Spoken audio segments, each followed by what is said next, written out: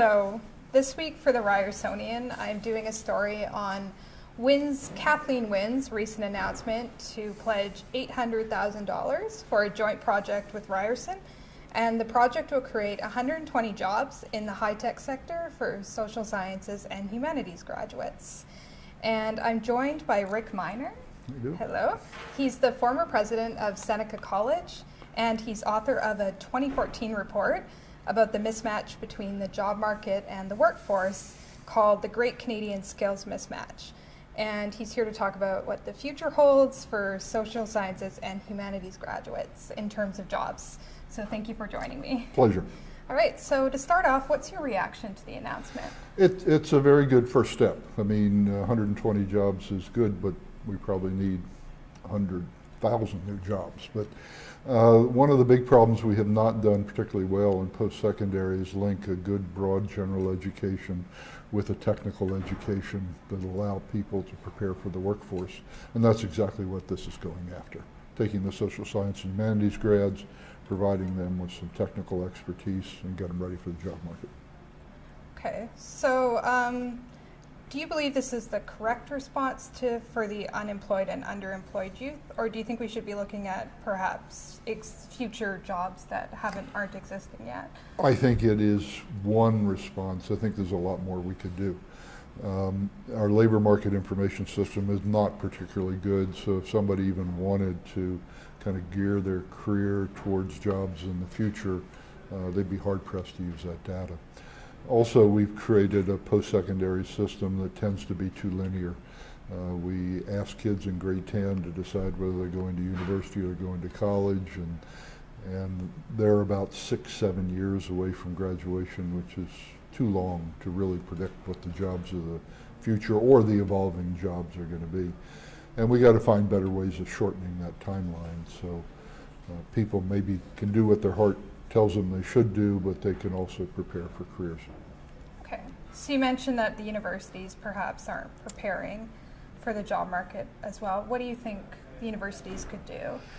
Well, I think they could do more in lines of this pilot project. I've been a strong advocate for what I refer to as a 3+1 program, where you spend your first 3 years in your liberal arts humanities program, and that gets you closer to the job market, and then your last year is a very targeted technical applied program that'll prepare you for entering the workforce. Okay. So how about the students themselves? What can they do to make sure that they have the hard and soft skills? Well, I think they've got to realize that their work life is going to be very different from the work life of their parents. Current forecasts are that somebody graduating today will probably go through 4 or 5 careers during their work life, and they'll probably go through a dozen jobs. And therefore, they have to prepare for the transition.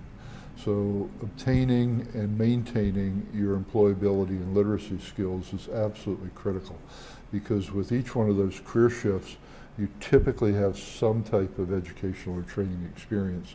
And if you've lost your basic competencies, and that includes math, and some people don't like to hear that, then it's going to be harder to make those transitions. Another thing I think you can do is be more cognizant of the events that are transitioning in society. For example, with the retirement of the baby boomers, we're going to have as many people over 65 as under 14, and that's never happened in the world, ever. So what does that mean? What it means is there's probably going to be a lot of different jobs that will emerge because you have an older demographic. And whether you're in sociology or in psychology or some of the humanities, I think some of the skills you have there could apply to those new type of opportunities. So being aware of the mega trends that are occurring and see how your own interests and expertise can fit in there. Okay. So do you think for social sciences and humanities graduates, their jobs, they should look at the high-tech sector, or do you think they can look elsewhere as well? Well, I think they could look either way. The good news is, because of the baby boomer retirement, there's actually going to be a shortage of people in the workforce, because there's going to be more people retiring than the demand for the labor. So therefore, I think they can look at a broader variety of options, but it does mean you got to be on top of things. You got to be thinking about it. You got to be searching, and you can't just expect that the job's going to come to you. Okay.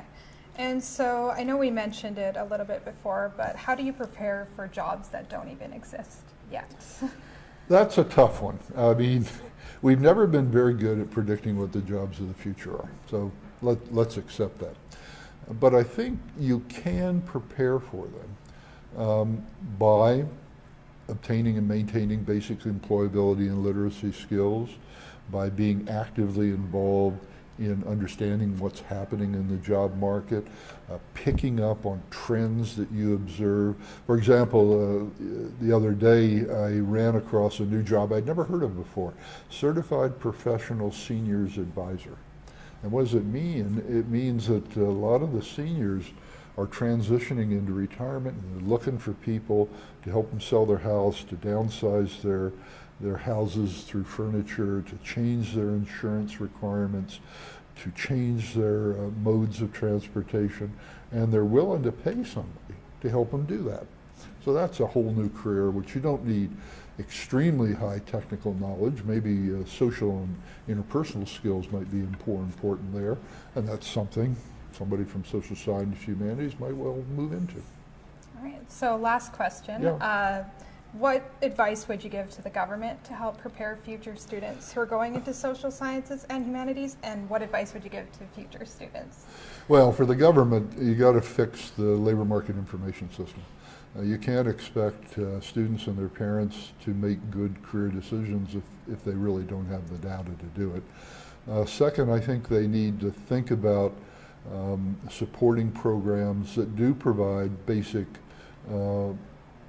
literacy skills such as the humanities, but tack them on to some of the career ready programs. And I think governments probably ought to change their funding formula. Right now it's all body driven, and that's why you have universities and colleges. Colleges are in this mix as well, actively trying to get more students, because the more students they get, the more money they get. And at times I think they're more worried about how many they get than what services they're providing those students.